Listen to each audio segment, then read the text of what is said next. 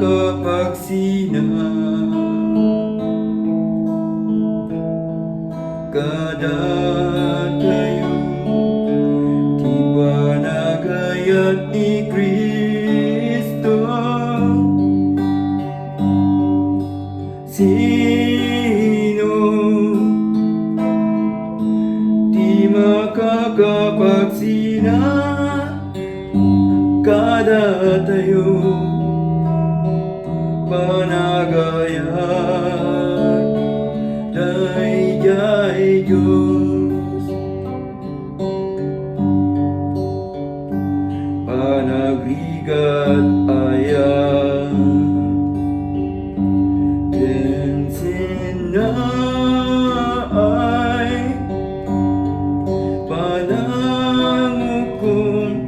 bisin minukam pilang uray pan ipabatay awan makakapagsina kada tayo iti ayat dayjay Diyos. No ti Diyos ada kada tayo anyapay ti rebeng nga pagdanagan uray anya apan nagabalin awan makakapagsina kada tayo panagayat dayjay Diyos.